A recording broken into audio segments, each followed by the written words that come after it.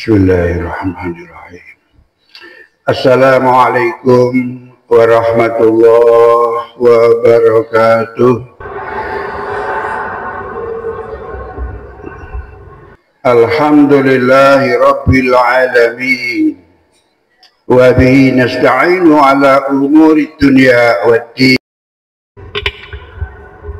Asyhadu an la ilaha illallah wahdahu la syarika lah wa asyhadu anna Muhammadan abduhu wa rasuluh la nabiyya ba'dah.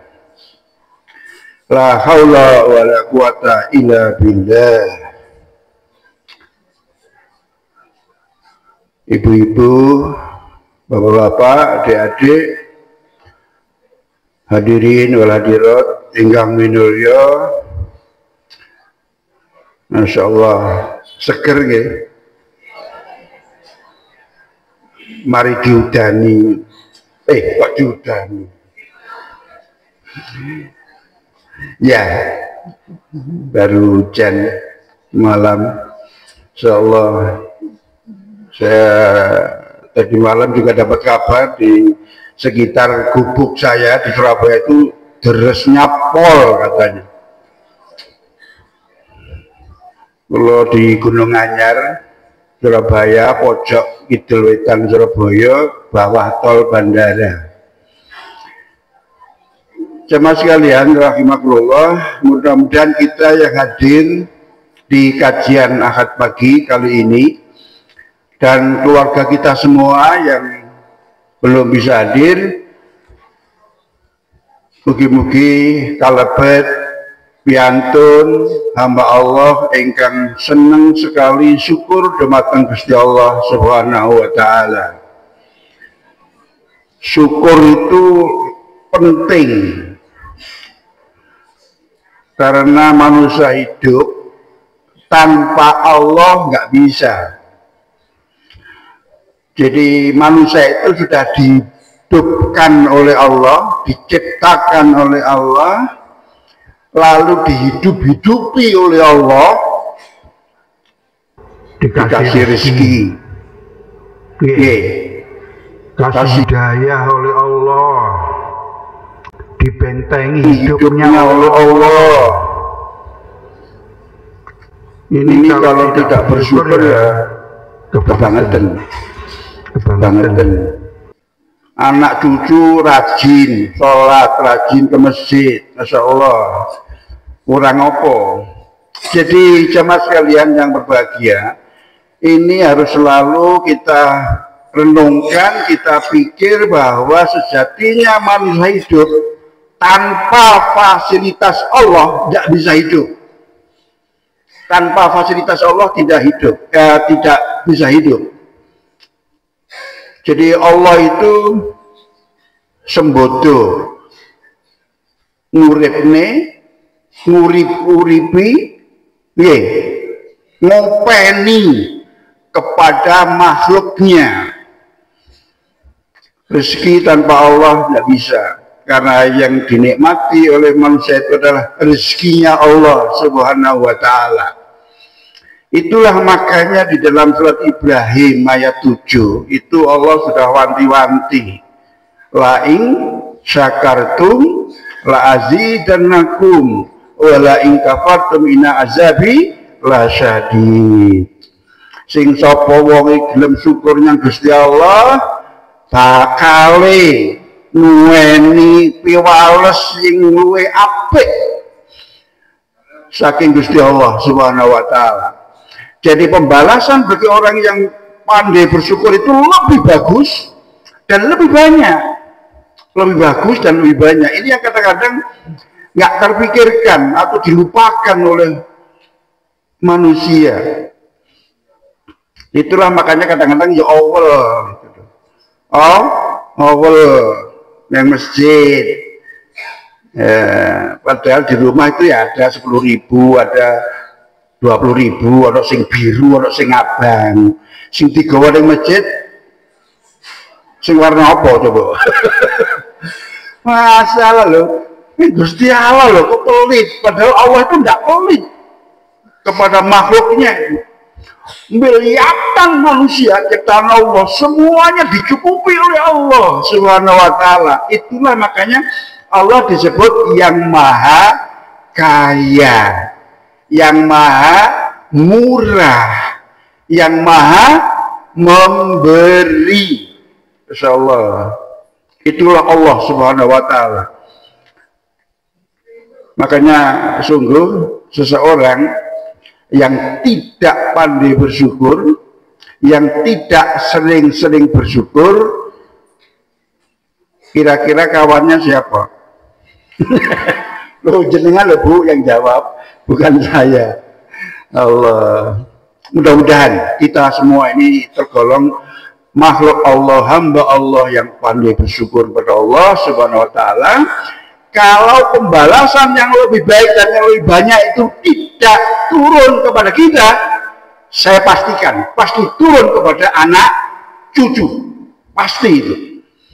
Nek wong tua nek gak iso ngrasake piwalese Gusti Allah sing luwih apik, tumurune anak putu mesti nasibe luwih apik tinimbang bapak ibuke.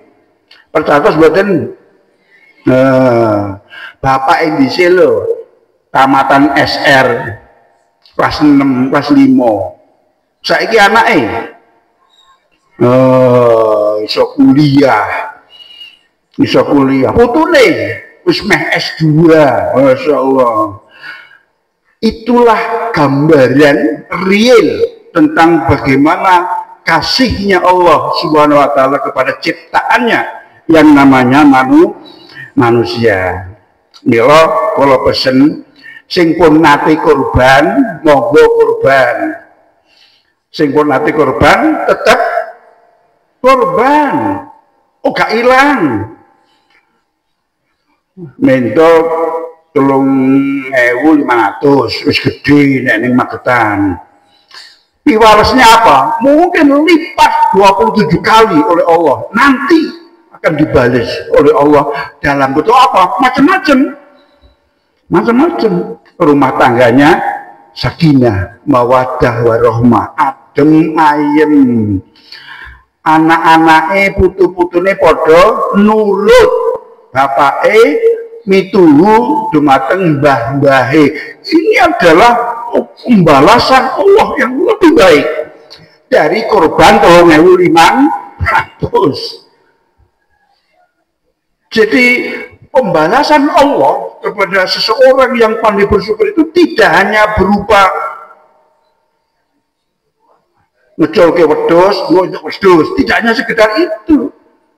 Tidak hanya sekedar itu. Tiba-tiba anaknya, cucunya yang mursal, ngertos mursal ya, PLO, pasukan lali omah, ujuk-ujuk teko ning omah, sungkem ning mbahe, sungkem ning bapake, ngapunten nggih, Mbah, Bapak, Ibu, kula kelomben kesupen, kelalen, keladuk wani kirang juga, ketut kanca-kanca kula. Nah, ini piwales dari Allah, karunia Allah. Akibat dari apa? Dari banyak syukurnya kakek neneknya, orang tuanya, dan seterusnya.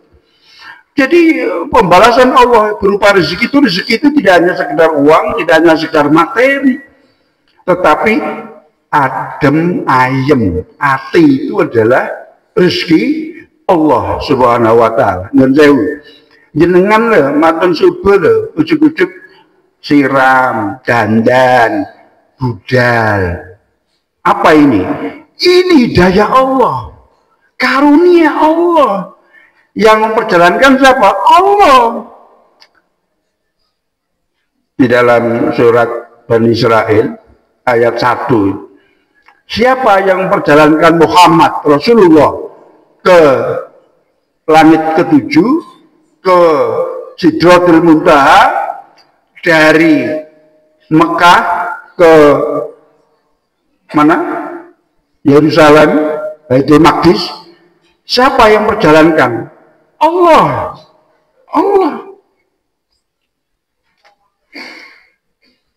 Padahal jaraknya waktu itu dari Mekah ke Baitul Maqdis Yerusalem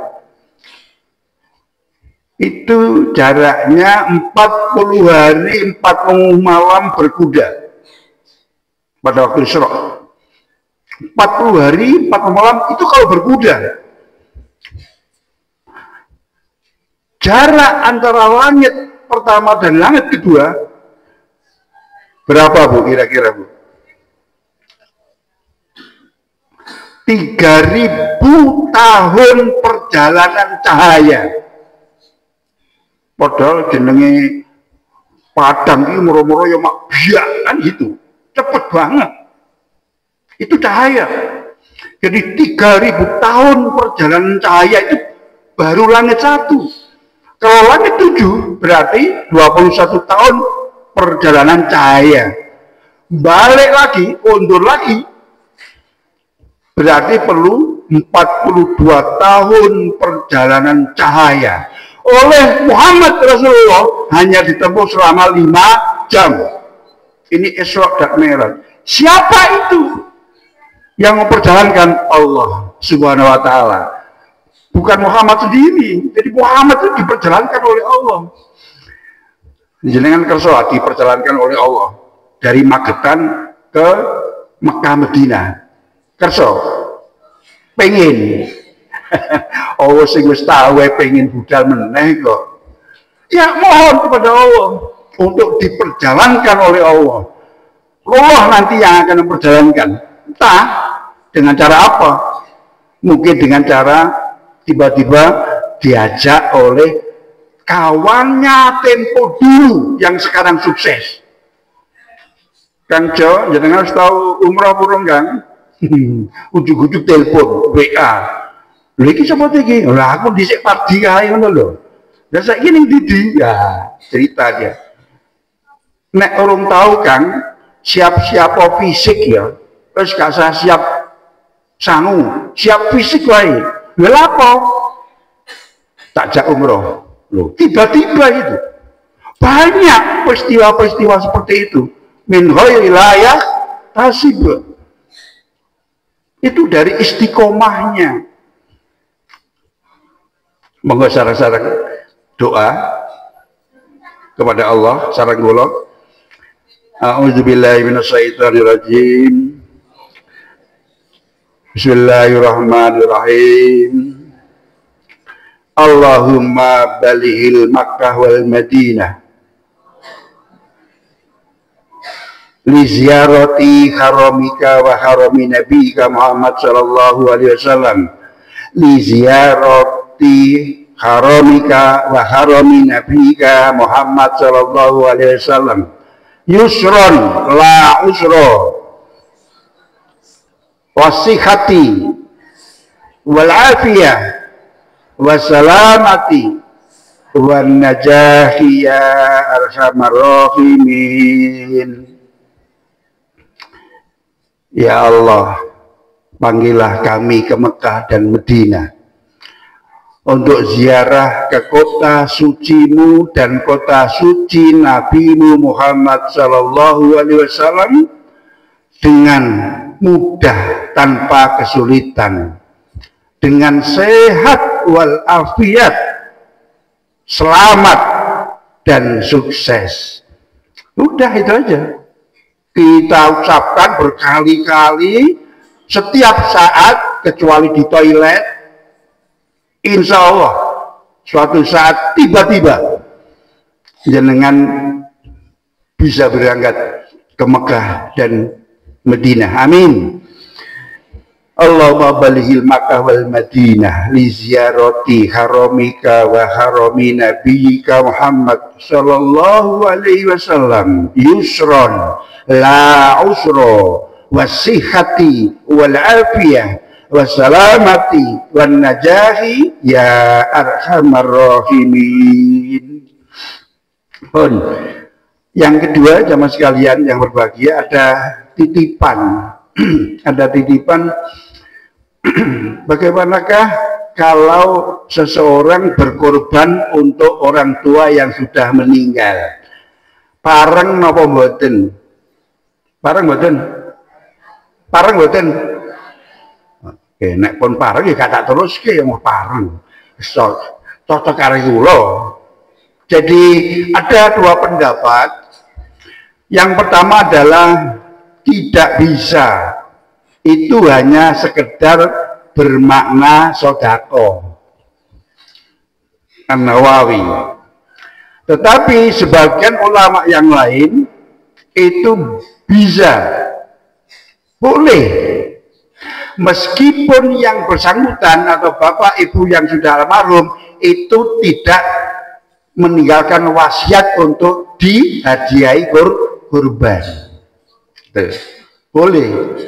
Lebih-lebih kalau yang meninggal itu berwasiat kepada yang keluarganya yang masih hidup, supaya suatu saat nanti kalau berkecukupan, mbok yao saya dikirimi kurban. Itu malah harus, itu malah harus. Oh, ngaten mawon nggih. Jadi boleh. Sampai apa tidak? Insya Allah sampai. Wallahu a'lam bishawab. Insya Allah sampai. Asal, nah ini asal yang bersangkutan sudah korban. Paham ya? Jadi nek urung korban, ya korbannya kan bawa dhewe sih. Nah gitu. Nek kekuatannya kambing, baru nanti tahun depannya lagi korban kambing untuk ibu yang sudah wafat, bapak yang sudah wafat. Jadi didahulukan dirinya sendiri harus korban dulu. Nah kalau lembu ya berarti kan bisa bareng-bareng. Niat saya dan istri korban, lalu bapak ibu yang sudah meninggal, kakek nenek yang sudah meninggal, boleh berbarengan, boleh.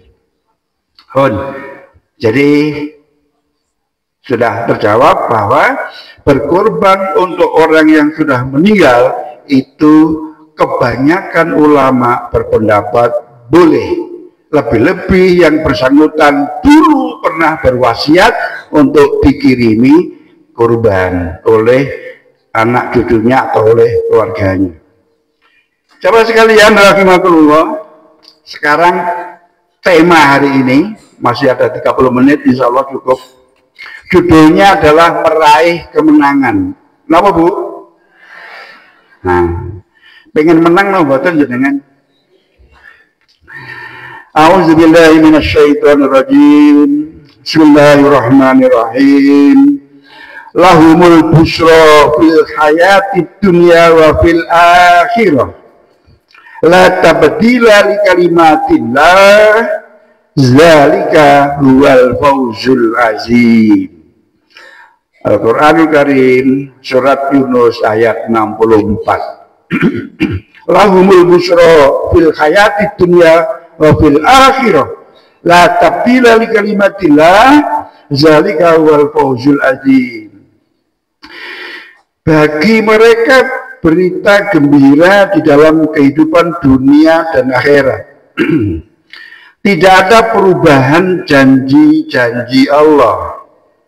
Demikian itulah kemenangan yang agung, fawzul azim, kemenangan yang agung. Hadirin jamaah sekalian rahimakumullah, ada beberapa penjelasan tafsir makna fawzul azim, makna kemenangan yang besar itu. Yang pertama di tafsir As-Sa'di yang ditulis oleh Syekh Abdurrahman bin Nasir As-Sa'di. Beliau menerjemahkan kemenangan yang agung itu adalah kemudahan beramal soleh dan jauh dari budi pekerti yang buruk. Kemudahan beramal soleh dan jauh dari akhlak mazmumah, akhlak yang buruk. Seseorang, kata Sa'di, yang mudah sekali beramal, senang banget beramal, itu adalah seseorang yang menang. Seseorang yang menang. Dan menangnya besar. kemenangan yang agung. Dan kenapa seseorang senang beramal? Kenapa seseorang senang infak, senang amal jariah? Karena seseorang itu imannya sudah sangat kokoh, sudah yakin bahwa Allah itu yang maha memberi, Allah itu maha kaya. Aku gak emput-emputi kalau golek Gusti Allah. Allah itu maha kaya, maha memberi, maha membalas yang baik. Inilah konsep seseorang yang senang sekali berderma, senang sekali wewe. Bahwa apa yang diberikan itu adalah milik Allah, apa yang diinfakkan itu adalah milik Allah, dan Allah pasti akan menggantinya yang lebih baik. Itulah makanya banyak seseorang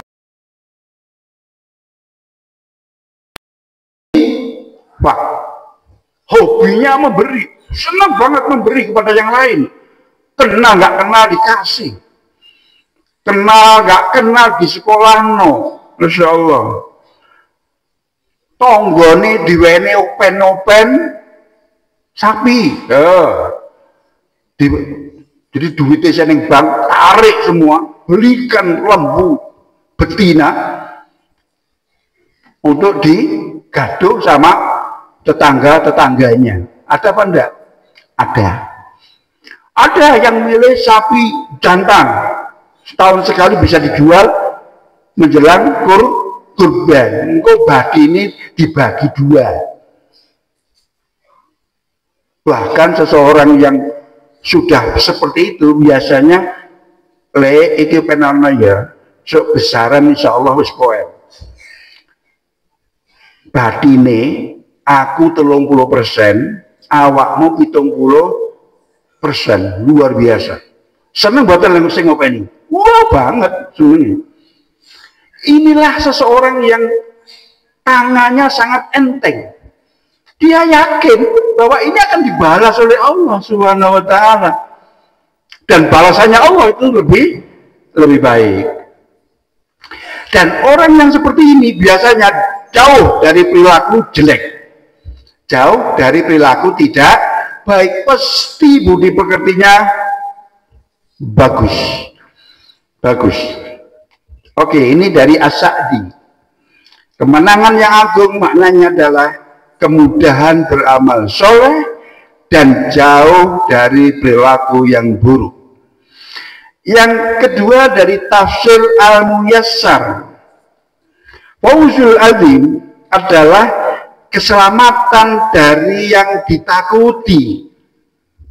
Jadi orang yang selamat dari yang ditakuti itu berarti menang. Jenengan ajrine apa, Bu? Sing jenengan ajrine apa, Pak? Neraka. Gitu. Neraka. Napa malih? Miskin. Miskin. Orang yang selamat dari kemiskinan berarti dia menang. Orang yang nantinya selamat dari neraka berarti dia memperoleh Fawzul Azim. Punya juara. Ini di tafsir Al-Muyassar. Yang ketiga, Fawzul Azim di tafsir Al-Mukhtasar itu diterjemahkan, dimaknai meraih yang diinginkan. Jadi apa saja yang bisa didapat berarti dia menang. Jadi selalu meraih apa yang diinginkan. Inilah kemenangan. Jadi kalau seseorang ingin sekali menjadi seorang dermawan, padahal dia masih mepet ekonominya, tapi ada keinginan untuk menjadi dermawan, menjadi tukang memberi, maka kalau dia nanti bisa memberi, berarti dia menang. Dan menangnya itu luhur. Menangnya itu adalah agung. Mila jenengan harus sering-sering punya mimpi. Mimpinya apa? seneng banyak-banyak memberi yang lain. Tuh. Ini mimpi.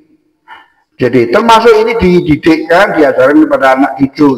Mimpi itu tidak hanya ingin jadi dokter, ingin jadi usahawan, ingin jadi orang sukses, tidak hanya sekedar itu. Menjadi orang yang suka berawal. Ini juga mimpi.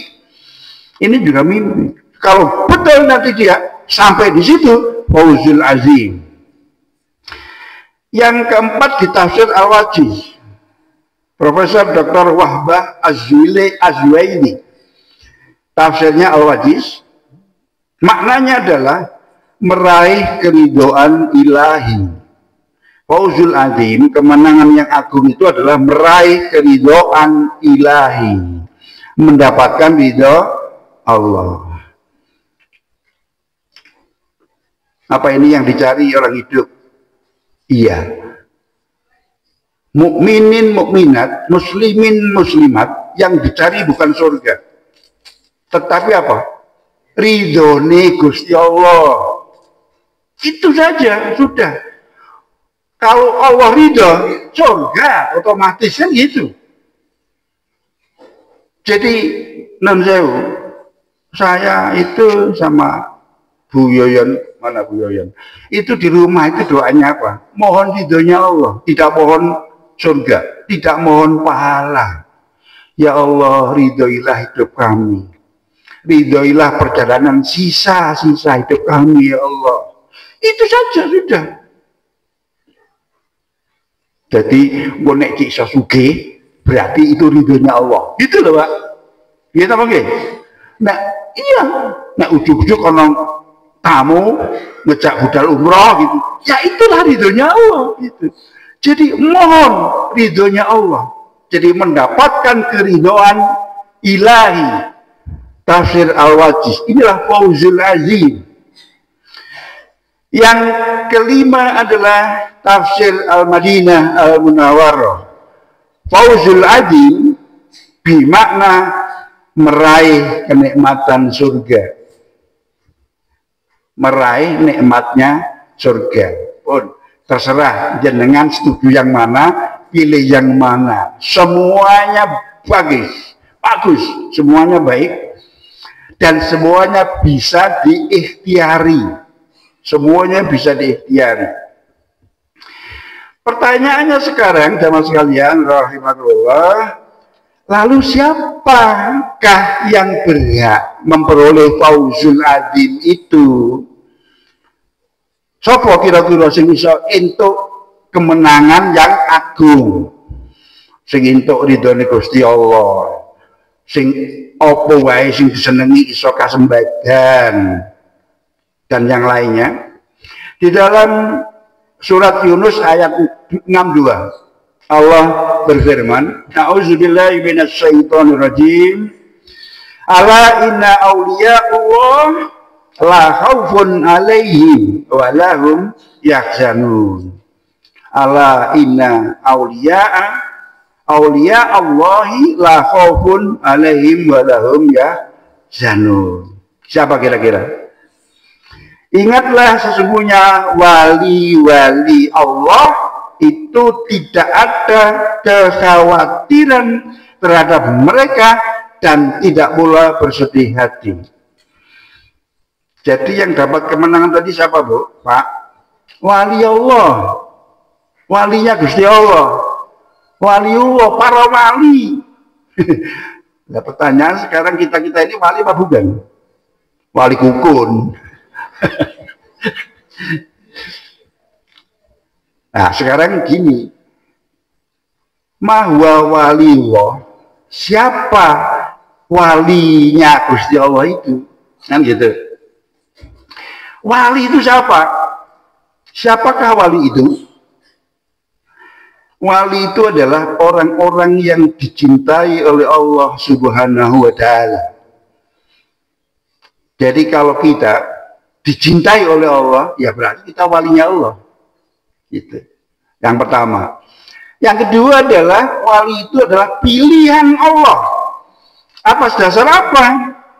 Atas dasar ketaatan ketaatannya kepada Allah, dan manusia itu selalu menjauhi kemaksiatan.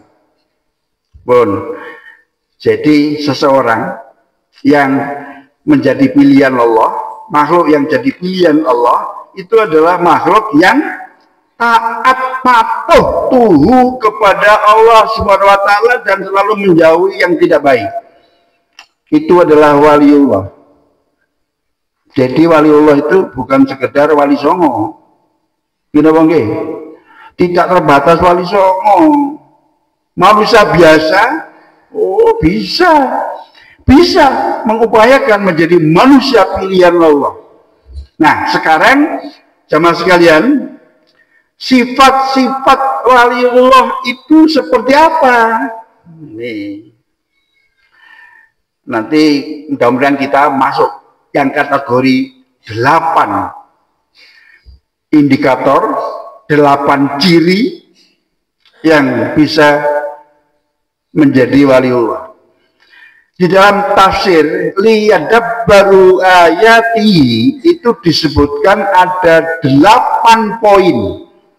Ada 8 poin untuk seseorang yang bisa menjadi pilihan Allah, yang menjadi waliullah, yang nantinya akan memperoleh kemenangan yang agung. Apa saja itu, Pak Yoyon? Yang pertama syaratnya adalah selalu beriman kepada Allah. Berarti punya iman. Kita punya iman? Punya. Udah kokoh, udah tebel. Makna iman? Meyakini dalam hati, meyakini dalam bentuk perbuatan, meyakini dalam bentuk perbuatan, meyakini dalam bentuk perkataan yang kedua, yang ketiga adalah meyakini dalam bentuk perbuatan. Apa yang diyakini? Allahu Ahad, Allahu Somad, Allahu Akbar. Allah yang maha 99 Asmaul Husna. Itu adalah nama-nama Allah Subhanahu wa taala. Yakin betul bahwa Allah itu begini. Nah, sudah ada pada kita. Dan itu harus dipegangi, Bu.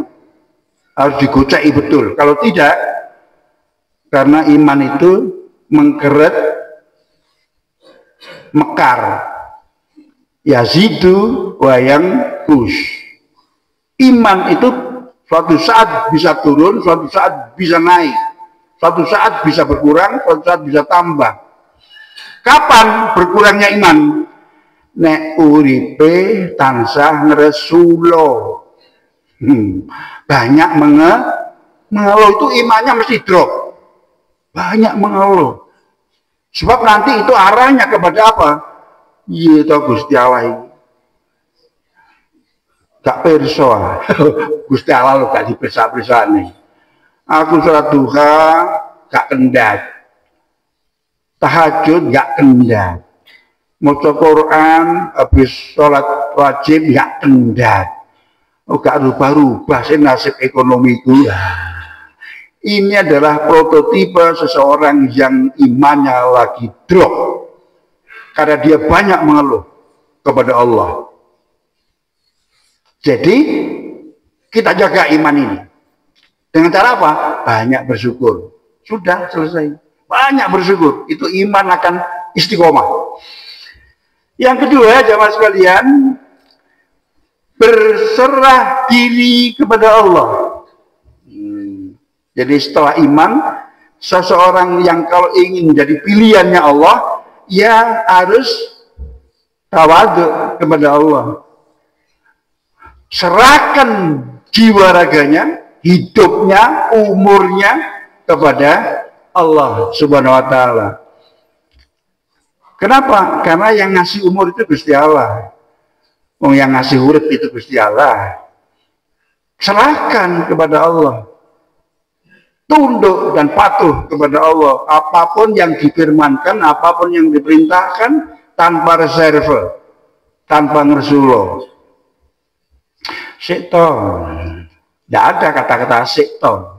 Kalau untuk berbuat baik, untuk beribadah baik, tidak ada sikto. Ini loh sik nonton bal-balan PSG karo Inter Milan namanya. Ya, tidak ada kata-kata seperti itu. Jadi harus berserah diri kepada Allah secara total. Bukan kepada pimpinan di kantornya, bukan kepada orang kaya di kampungnya, tidak. Pada Allah. Artinya apa? Yang ditakuti hanya Allah Subhanahu wa taala, lain tidak. Harimau saja tidak ditakuti. Singa saja tidak ditakuti, hanya takut kepada Allah. Akibatnya apa? Akibatnya dia DP kepada Allah Subhanahu wa taala. Yang ketiga, dilihat baru ayat itu, yang ketiga adalah senantiasa berbuat kebaikan. Jadi kalau ingin jadi waliullah, untuk memperoleh keridhaan Allah, selalu berbuat baik. Selalu berbuat baik. Apa saja? Berbuat baik itu tidak hanya ibadah mahdhah.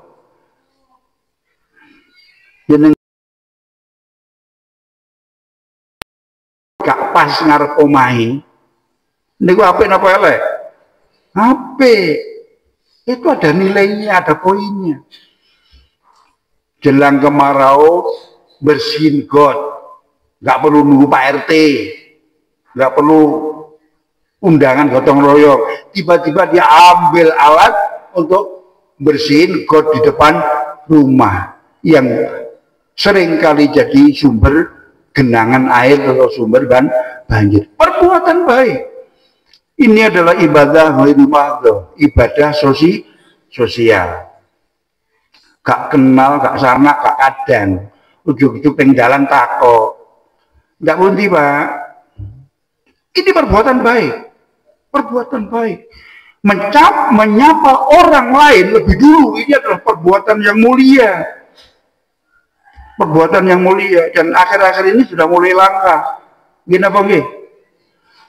Mergo akhir-akhir ini wong padha seneng disapa dhisik karo wong liya.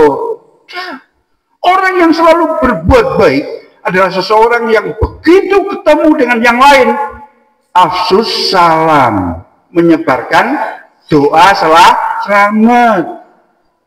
Assalamualaikum, mudah-mudahan selamat atas kamu. Padahal nggak kenal itu. Padahal nggak kenal. Apa itu jelek? Tidak, itu baik. Loh, sopo kayak mau?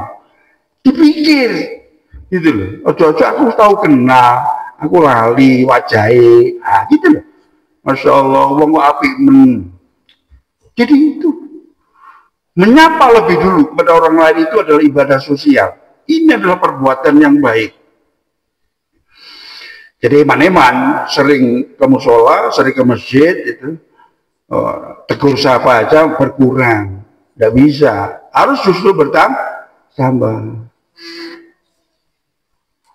Ustaz kelorien pulang dari masjid Jumatan, kelorien Ustaz, Kang Jo aku disik ya, ada yang sawah, kan? Bagus itu. Oh api masih wong iku, sopo-sopo disopo, ya memang harus begitu, harus begitu. Jadi senantiasa berbuat baik.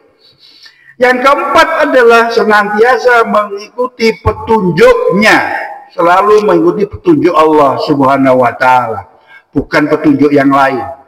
Ngapunten, bukan petunjuk yang lain. Petunjuk Allah itu pasti istiqomah, pasti lurusnya, pasti bagusnya. Tapi petunjuk makhluk belum tentu. Kenapa? Karena banyak makhluk yang punya pamrih. Tuh. Nek isaran ngene tibae jebol kawusane oleh 3 wulan utang. Itu manusia. Yang manusiawi memang. Tetapi tidak seperti itu mestinya. Tidak ada pamrih kan gitu. Jadi harus mengikuti petunjuk Allah lewat Al-Qur'anul Karim. lewat contoh Rasulullah Muhammad Shallallahu Alaihi Wasallam. Sholat kita seperti sholatnya Rasulullah. Itu berarti sesuai dengan petunjuknya, petunjuk Allah. Shollu kama ra'aitumuni sholli, kata Rasulullah. Sholatlah sebagaimana saya sholat. Ya kita upayakan sholat kita sesuai dengan sholatnya Rasulullah. Berarti itu kita mengikuti petunjuk Allah Subhanahu wa Ta'ala. Syarat yang kelima untuk menjadi waliullah adalah selalu beramal baik, selalu beramal soleh. Mirip-mirip memang, mirip-mirip. Selalu beramal soleh, selalu berbuat baik, ucapan baik, ucapan selalu jemenak nih kepada yang lain. Napa jemenak nih? Nyeneng nih, ya gitu. Ucap nyeneng nih, oh gak nyelekit, buat nyelekit, nyeneng nih, yuk tak dengarnya yuk budal lumrah yuk, nyeneng nih tadi itu, itu aja kok susah, padahal yang pirang kecap gitu, yuk sing sergap ya, yang sawah, insya Allah suatu saat jenengan budal lumrah, loh kan, itu doa, ucapan yang keluar tiba-tiba. Kira-kira seneng gak sih ngerungu? Lemen seneng gitu. Seneng. Itu beramal soleh. Banyak sekali amal soleh, amal baik itu. Banyak sekali. Apa kuncinya? Indikatornya beramal soleh, beramal baik itu adalah apa yang dilakukan bermanfaat untuk dirinya dan orang lain. Sudah itu aja. Itu rumusnya. Apapun yang diperbuat itu baik untuk dirinya, manfaat untuk dirinya, baik dan manfaat untuk orang lain, itu adalah amal soleh. Meskipun bukan lafal Arab, gitu ya, bukan lafal Arab. Yo, ya. Enak iki moro-moro, enak iki nek duwe esuk ya balik, nek gak duwe alhamdulillah ikhlas. Oh, kan. Padahal ya mau 5.000, wong kepethuk tanggane arep tuku lombok, dompete keri nang omah. Jeblok. Bingung apa yo?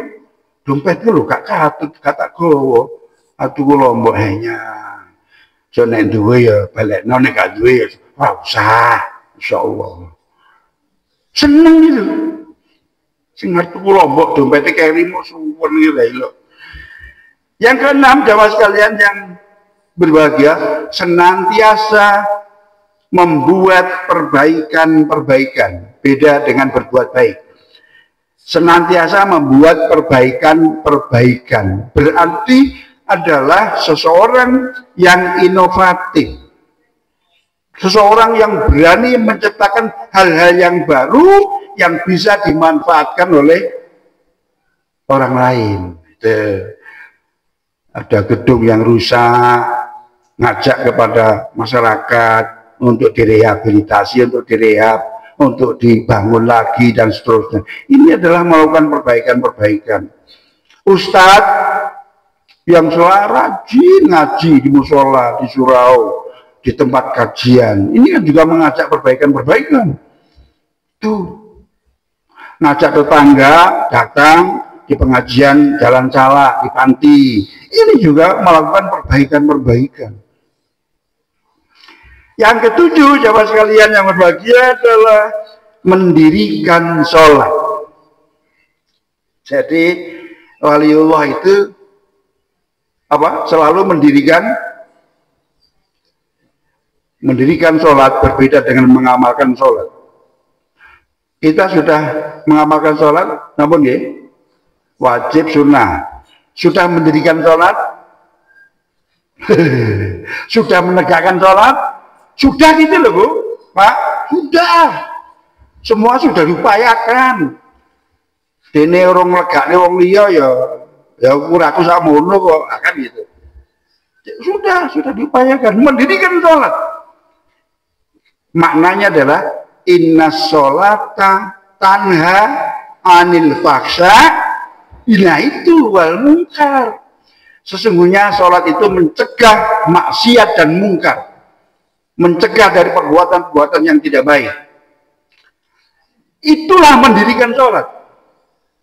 Allahu Akbar, sami Allahu liman hamidah, Allahu Akbar, sujud, duduk di antara dua sujud, itu adalah mengamalkan sholat.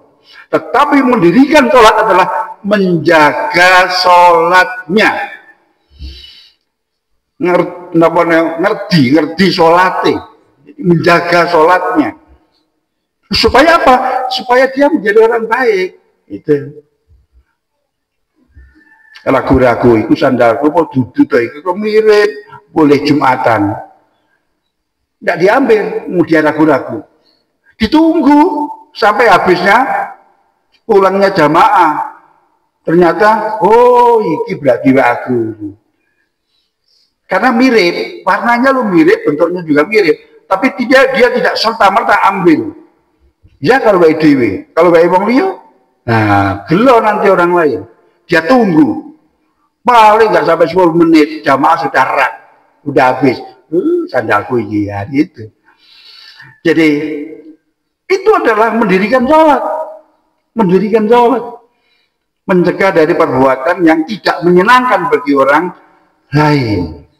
Jamaah sekalian yang berbahagia, yang terakhir, syarat untuk menjadi waliullah adalah menafkahkan hartanya di jalan Allah, baik terang-terangan maupun sembunyi-sembunyi.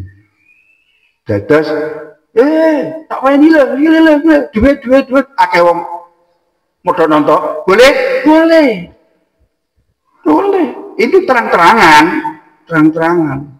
Tapi ya jangan, kayaknya mubor ini, iki lo aku remene si A, ya itu yang tidak boleh. Berarti itu dia.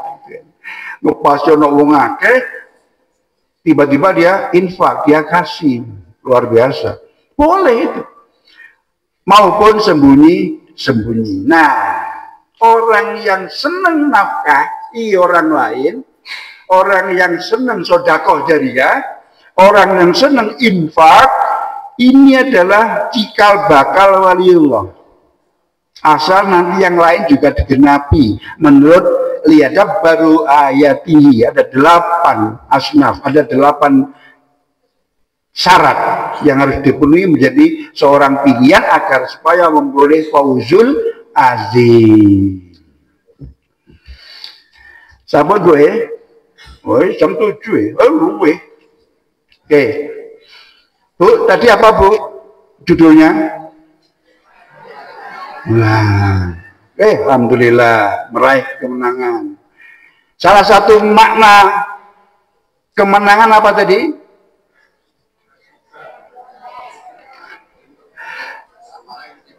Salah satu meraih keridhaan Allah Subhanahu wa ta'ala. Jadi orang yang selalu mohon ridhonya Allah adalah seseorang yang ingin menang dalam hidupnya.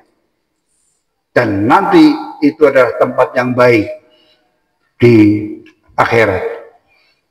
Lalu, bisakah kita menjadi waliullah? Bisa, sangat bisa.